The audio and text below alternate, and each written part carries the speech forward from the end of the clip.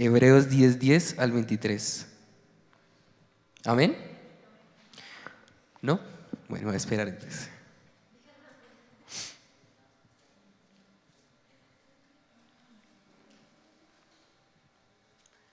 ¿Listo? Leemos la palabra como conviene, en el nombre del Padre, del Hijo y del Espíritu Santo. Amén.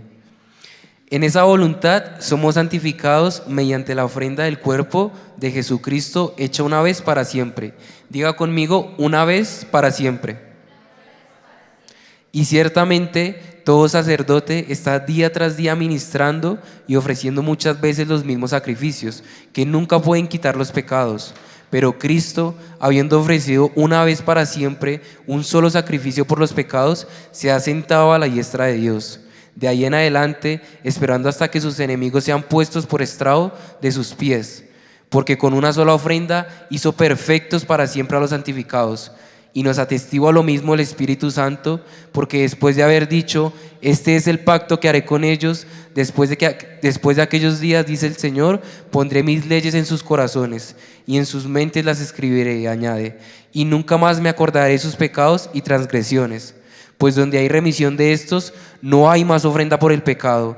Así que, hermanos, teniendo libertad para entrar en el lugar santísimo por la sangre de Jesucristo, por el camino nuevo y vivo que Él nos abrió a través del velo, esto es, de su carne, y teniendo un gran sacerdote sobre la casa de Dios, acerquémonos con corazón sincero, en plena certidumbre de fe, purificados los corazones de mala conciencia y lavados los cuerpos con agua pura. Mantengámonos firme sin fluctuar la profesión de nuestra esperanza, porque fiel es el que prometió. Amén. Vamos a orar. Señor, yo te doy las gracias. Gracias, Espíritu Santo Dios, por darme la oportunidad de estar hoy aquí, Señor. Gracias porque yo sé que cada persona que está en este lugar, Señor, tú la trajiste. Señor, hoy necesitamos de ti, Espíritu Santo. Necesitamos, Señor, que seas tú quien tome el control de esta palabra, Señor, que realmente seas tú quien tome el control de mis pensamientos, de mis emociones, Espíritu Santo, y que me puedas usar, Señor, para traer esa palabra rema, Señor, que necesita cada una de las personas que están aquí, Señor. Que respondas, Espíritu Santo, por favor, a cada una de las necesidades que tienen las personas que están en este lugar, y que en esta noche, Señor, podamos glorificar al Padre, en el nombre del Padre y del Hijo y del Espíritu Santo. Amén. Bueno, como ahorita van a ver en la pantalla, el título de esta prédica, para los que pronto están tomando notas, es ¿No te importa? Y es un título peculiar, la verdad salió de un proceso que tuve hace poco con el Señor, y que ya a medida en la que vamos desenvolviendo el mensaje, ustedes se van a dar cuenta por qué puse el título de esta palabra. Pero a modo de introducción quiero comentar, porque no sé si todos tengamos el conocimiento de esto, que este capítulo de Hebreos, el capítulo 10, habla del sacrificio que hizo Jesús y del sacrificio que se hacía en el Antiguo Testamento antes, ¿sí? Recordemos que antes, en el Antiguo Testamento, ellos vivían bajo la ley, es decir que todos los sacrificios, los holocaustos que ellos hacían, los hacían porque era la forma en la que ellos podían expiar sus pecados delante de Dios. ¿Y cuál era el sacrificio que se hacía en ese momento? Que una vez al año el sacerdote del pueblo tenía que entrar al lugar santísimo. El lugar santísimo era como el lugar donde estaba la presencia de Dios, y era el lugar del templo en el que estaba la presencia de Dios. Y una vez al año el sacerdote entraba en este lugar y ofrecía como sacrificio un cordero o un chivo para expiación de los pecados de todo el pueblo. Lo hacía una vez al año. Y en este capítulo 10 de Hebreos, el autor nos está hablando de las diferencias que hay entre ese sacrificio, porque nos habla de que antes lo hacían con eso, y era un sacrificio que tenían que hacer cada año, y que no bastaba para limpiar por completo los pecados que tenía el pueblo. Pero ahora está hablando el autor de Hebreos de que hubo un sacrificio que hizo Jesús en la cruz, y que lo hizo una vez y para siempre, y de que ya no necesitamos nosotros ofrendar algo más que complete ese sacrificio, sino que el sacrificio que hizo Jesús, el precio que Él pagó, la sangre que Jesús derramó por cada uno de nosotros, fue precio suficiente para comprar nuestra alma, para comprar todo nuestro cuerpo, para comprar todo nuestro ser. Y hoy nosotros podemos gozar de ese sacrificio porque fue Jesús el que se ofreció como ese, dijo Juan cuando vio a Jesús: he aquí el Cordero de Dios que quita el pecado del mundo. Ya no era un sacrificio que iba a expiar solamente o momentáneamente los pecados del mundo, sino que iba a ser el Cordero de Dios que quitaba el pecado del mundo. Iba a ser el Cordero y el sacrificio perfecto que no solamente nos cubre o que nos cubre por pedazos, sino que nos quita por completo el pecado de nuestro cuerpo y de nuestra alma y de nuestro espíritu. ¿Sí? Entonces, a modo de introducción quiero hacer esto, y el primer punto que quiero abordar en este momento es que quiero traer a colación esos momentos de nuestra relación con Dios cuando nos dejamos acusar o cuando empezamos a flaquear. Ya habíamos hablado en la prédica anterior de esa batalla que nosotros libramos mentalmente, ¿sí? De cómo el enemigo ataca a nuestra mente con oposición. Tal vez puede ser pensamientos de culpa, tal vez puede ser pensamientos de vergüenza delante de Dios, tal vez pueden ser pensamientos de desánimo, ¿sí? Y cada uno de nosotros lleva una batalla diferente, pero hay algo que a nosotros nos une, y es que en la medida en la que vamos pasando esos procesos vamos aprendiendo diferentes cosas. Yo aprendí de los procesos en los que yo he vivido que cuando venía esa culpa, cuando venía esa vergüenza delante de Dios por algún pecado que yo hubiera podido cometer, pasaba algo, y era que me empezaba a desanimar. Entonces pasaban las cosas y poquito a poquito yo empezaba a desanimarme, y eso hacía mella en mi mente y yo me mantenía en ese pensamiento, y cada vez venía un desánimo mayor a mi vida, hasta llegar al punto en el que tal vez tropezara o me empezara a apartar de Dios. Y al comienzo yo me sentía como la víctima, porque decía: pero a mí ¿por qué me pasa esto? ¿Pero por qué me pasa esta situación? ¿Sí?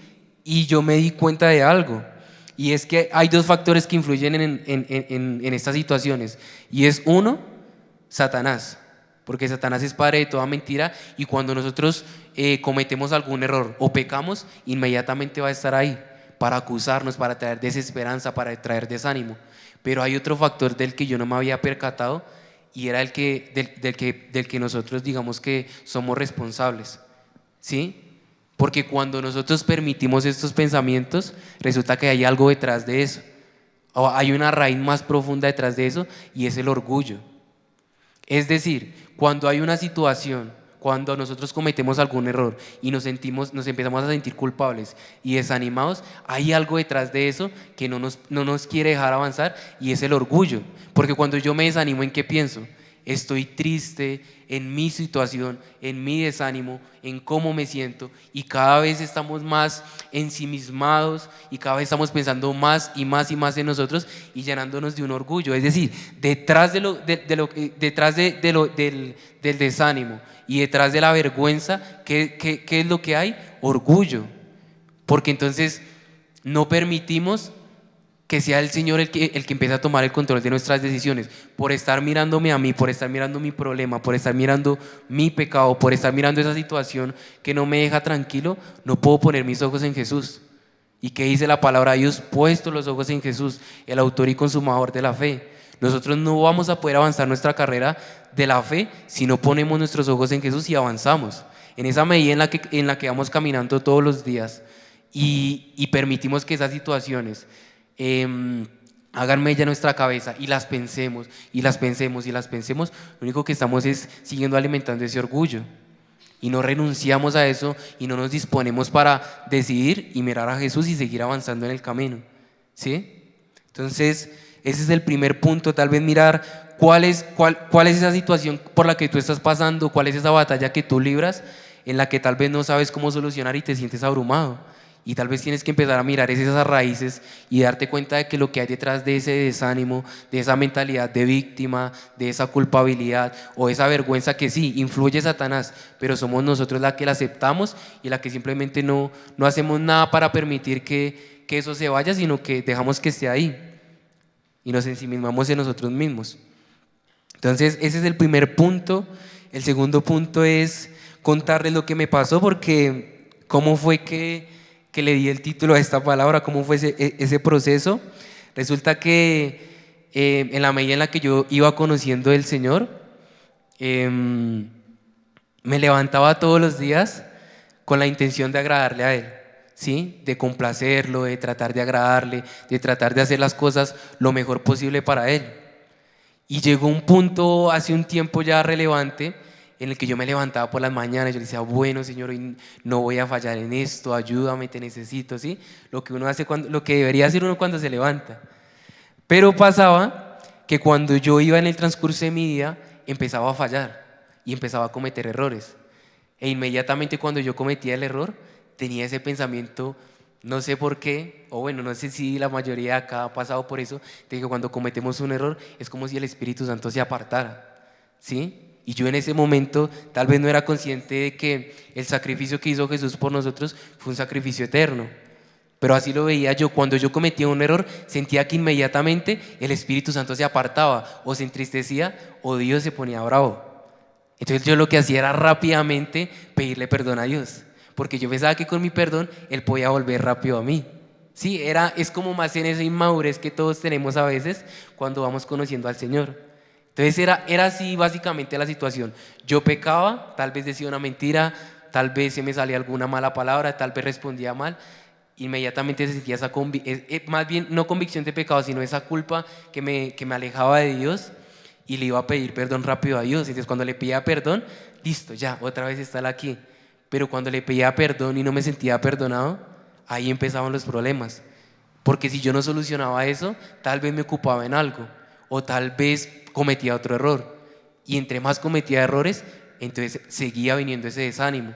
Y ese desánimo me abrumaba y me abrumaba. Y así llegaba yo a orar todas las noches cargado, porque yo decía, Señor, mira todo lo que hice en el día y todos los errores que cometí. Mira, tal vez mi oración en un momento llegó a la totalidad de mi oración era solo pedirle perdón a Dios por las cosas que había hecho en el día. Ni siquiera estaba teniendo comunión con Él, porque así era mi manera antes de ver a Dios. Hasta que llegó un punto en el que se empezó a volver cargoso. Y yo estaba cansado ya. Yo le decía, Señor, yo ya no puedo más. O sea, ya no puedo más porque cometo muchos errores, porque constantemente estoy pensando mal, estoy actuando mal, estoy respondiendo mal. No puedo. Y llegó un punto en el que yo estaba orando en una noche y empecé a recordar mis oraciones del comienzo, cuando recién conocí a Dios. Y yo recordaba en esas oraciones que yo ni siquiera le pedía perdón a Dios. Tal vez esto no suene muy bíblico, pero cuando yo recién conocí a Dios, mi hambre de Dios, mi hambre de conocerlo más a Él, mi hambre de su presencia era tanta que yo no le prestaba tanta atención a mis pecados. Es decir, yo cuando llegaba a la oración, lo que hacía era buscar su presencia solamente, y la presencia de Dios me llenaba y podía tener comunión con Dios, podía expresarme, podía derramarle mi corazón, y en esa medida fluía la presencia de Dios en mi vida. Pero cuando yo intenté controlar esa presencia de Dios fue cuando empezaron a venir los problemas.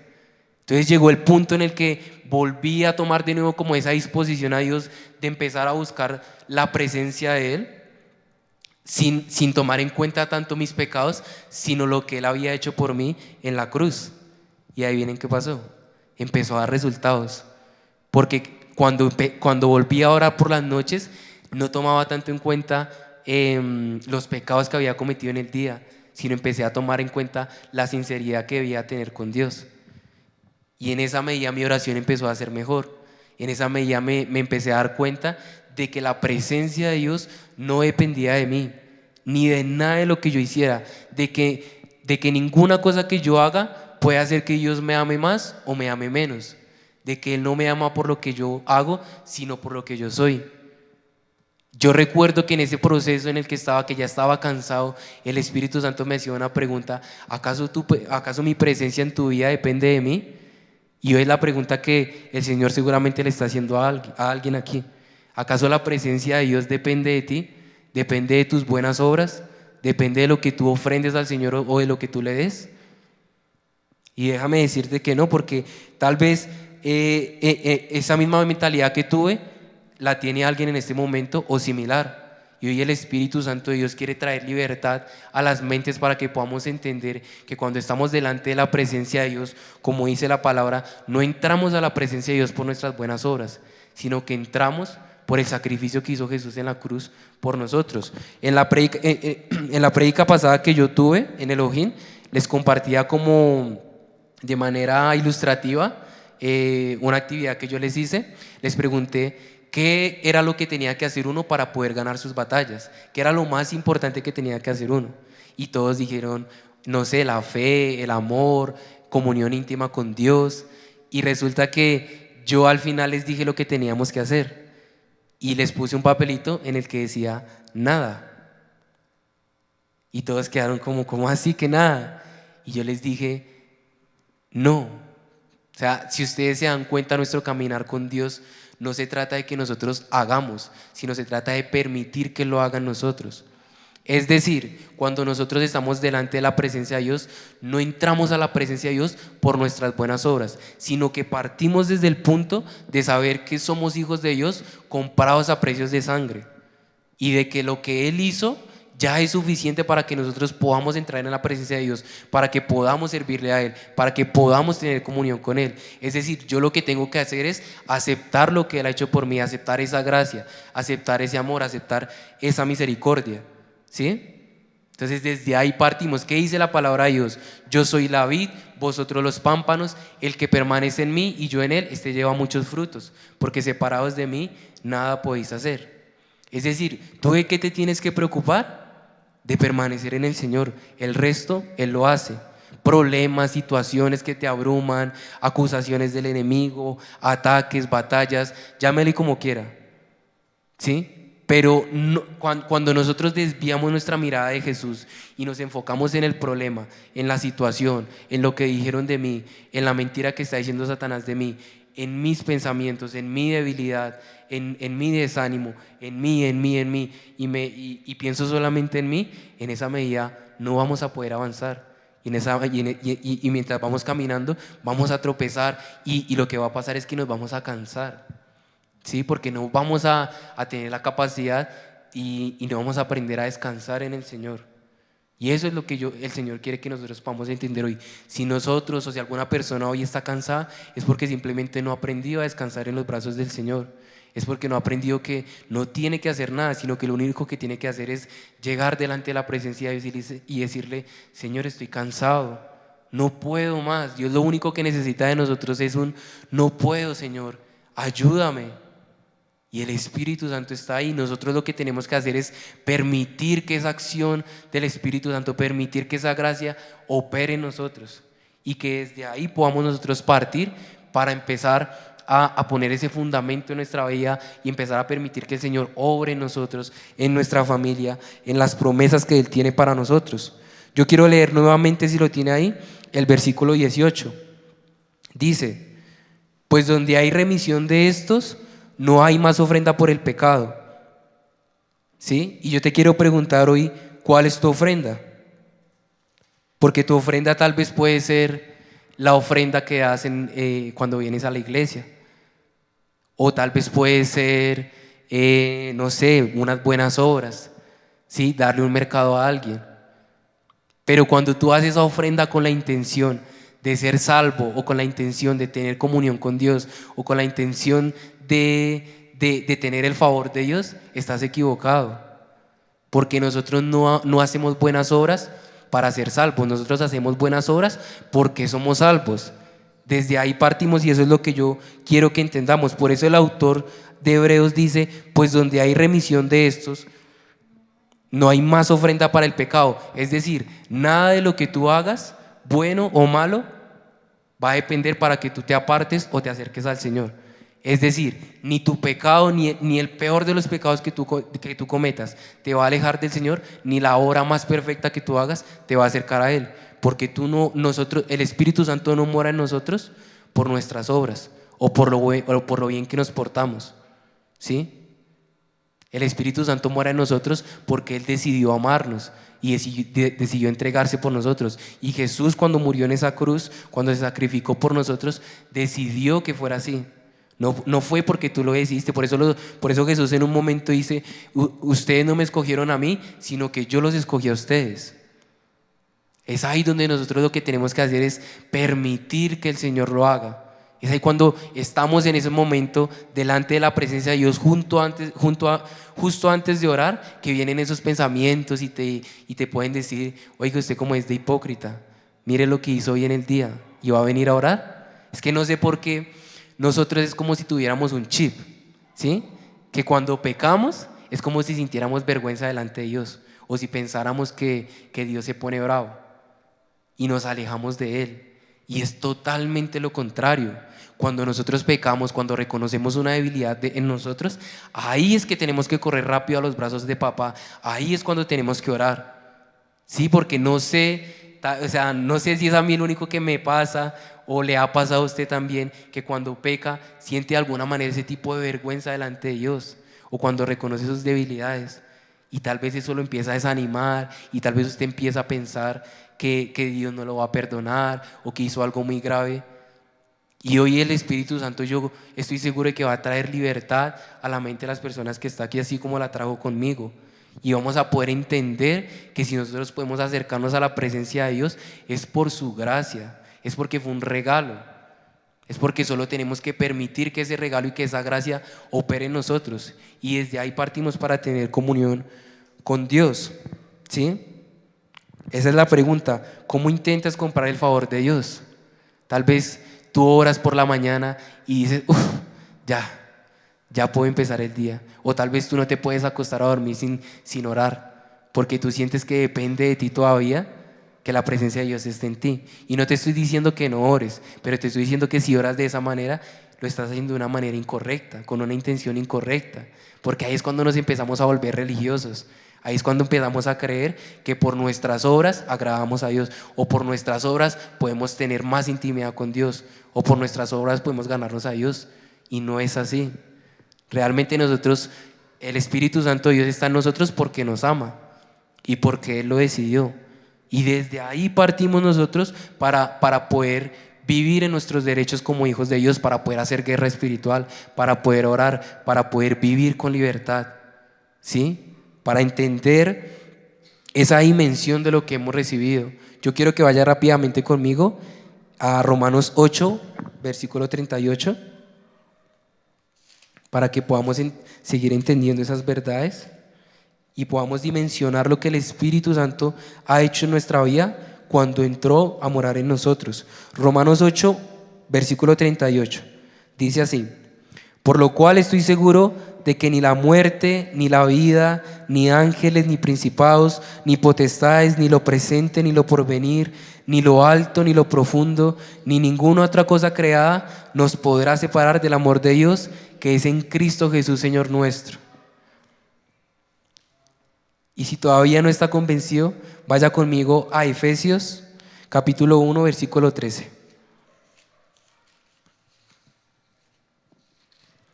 Efesios 1, versículo 13. Dice así: en Él también vosotros, habiendo oído la palabra de verdad, el evangelio de vuestra salvación, y habiendo creído en Él, fuisteis sellados con el Espíritu Santo de la promesa, que es las arras de nuestra herencia hasta la redención de la posesión adquirida, para alabanza de su gloria. Y es que es así. Las dos palabras de que nos están hablando, de que no hay nada en este mundo, ninguna situación, ningún pecado, ninguna cosa por la que nos podamos sentir culpables, no hay ninguna debilidad, ningún error, nada en este mundo que nos pueda separar del amor de Dios. Aquí en Efesios dice que cuando el Espíritu Santo entró a morar en nosotros, dice que es las arras de nuestra herencia. Arras quiere decir la garantía de nuestra herencia hasta la redención de la posesión adquirida. Es decir, hasta el día que Jesucristo pueda de nuevo encontrarse de nuevo con la posesión que adquirió cuando nos compró en la cruz. Es decir, Jesús pagó un precio por ti, y hasta el día que Él nuevamente pueda tenerte delante de ti por completo, hasta ese día el Espíritu Santo va a morar en ti. Es decir, que hasta ese día nosotros no vamos a estar lejos de Dios. Si el Espíritu Santo está en ti, el Espíritu Santo no se va a ir, y ninguna situación nos va a poder separar del amor de Dios, no nos va a separar de la presencia de Dios. Es ahí donde nosotros tenemos que tener esa conciencia como hijos de Dios y quitar todo argumento religioso que nos quiera hacer creer que por nuestras buenas obras nos podemos acercar a Dios o podemos agradarle más a Dios. No es así. Claro, Dios lo que busca de nosotros es obediencia, porque a medida que nosotros lo conocemos a Él, estamos en un proceso de restauración, ¿sí? Y permitimos que Él obre en nuestra vida y que nos restaure y que nos regenere, para que podamos seguir siendo transformados a imagen y a semejanza de Dios. Pero no es por nuestras obras que nosotros podemos hacer eso, sino que es por la gracia de Dios. Entonces, es eso lo que quiero que podamos entender, que se trata de fe. Hace poco leía el Evangelio de Juan, en el pasaje donde Jesús dice, yo soy el pan de vida, ¿sí? Y dice, bueno, da ciertas afirmaciones, y llega un punto en el que los discípulos que lo seguían a Él, no los apóstoles, sino toda la gente que lo seguía, dice, Señor, qué palabra dura esta, ¿quién la puede oír? Y después de eso dice que muchos discípulos se alejaron. Y después Jesús les pregunta a los discípulos, ¿ustedes también se van a ir? Y Pedro le responde, no, Señor, nosotros hemos creído que tú eres el Hijo de Dios, el Cristo. Es ahí cuando yo me di cuenta de que nosotros en nuestras batallas, en nuestro caminar diario con Dios, no nos vamos a separar de Él, o no vamos a perder nuestras batallas ni por nuestro pecado, ni por nuestras debilidades, ni por nuestros errores. Nosotros vamos a perder nuestras batallas cuando dejemos de tener fe. Es decir, cuando los discípulos dejaron de tener fe en Jesús, se alejaron de Él. Dice la palabra que dejaron de seguirlo. Pero hubo el contraste con los apóstoles, con Pedro, que siguieron teniendo fe en Él y pudieron seguir caminando con Jesús. Y es exactamente lo mismo que pasa en nuestra vida. Si tú vas caminando en tu día a día y pasan las situaciones y tal vez te sientes culpable y te sientes desanimado, cada vez te vas a sentir más abrumado, hasta el punto en el que Satanás va a desesperarte. ¿Y qué va a pasar? Que tú vas a perder la fe y vas a dejar de poner los ojos en Jesús. Y vas a dejar de caminar en esa palabra que Dios te dio, y al final pues vas a terminar tropezando, vas a terminar cayendo y vas a terminar separándote de Dios, ¿sí? Y es lo que el Señor quiere que nosotros podamos entender hoy, que no se trata de nuestras obras, ni de nuestras debilidades, ni de nuestros errores, sino que se trata de fe, de que cuando vienen esas situaciones a nuestra vida, no nos ensimismemos, y dejemos de pensar solamente en nuestro desánimo, en nuestra situación, en nuestro problema, en lo difícil que es, en nuestras debilidades, porque todo eso lo que sigue alimentando es nuestro orgullo. Todo es yo, y Jesús, ¿cuándo? ¿Sí? Es ahí donde nosotros nos tenemos que parar y decir, no más en el nombre de Jesús. Cambia los pensamientos y empieza a enfocarte en Jesús. En la medida en la que nosotros nos mantengamos con nuestros ojos fijos en Jesús, en esa medida nosotros vamos a poder avanzar, ¿sí? Porque ¿qué le pasó a Pedro cuando estaba caminando sobre las aguas? Él iba bien y estaba caminando sobre las aguas, pero dice la palabra que cuando empezó a ver el viento y la marea y todo lo que estaba alrededor de él, cayó y se empezó a ahogar. Y es lo mismo que pasa con nosotros. Si nosotros vamos caminando en nuestra vida de fe y nos desviamos, y pienso en mi debilidad, en mi problema, en lo difícil que puede ser, y no miro a Jesús, pues voy a caer, voy a perder la esperanza, voy a perder la fe. Pero si miro a Jesús, ¿qué es lo que voy a ver? La cruz, un sacrificio eterno, esperanza, vida, gozo, posibilidad, ¿sí? Un camino que seguir para que yo pueda vencer eso que yo estoy venciendo. Y yo creo que es lo que el Espíritu Santo quiere aclarar en esta noche. En esa medida en la que nosotros podamos poner nuestros ojos en Jesús, en esa medida nosotros vamos a poder avanzar y vamos a poder ganar nuestras batallas.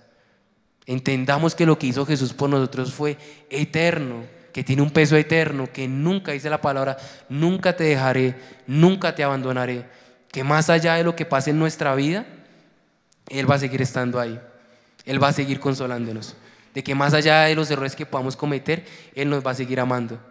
Dice la palabra que con amor eterno te he amado.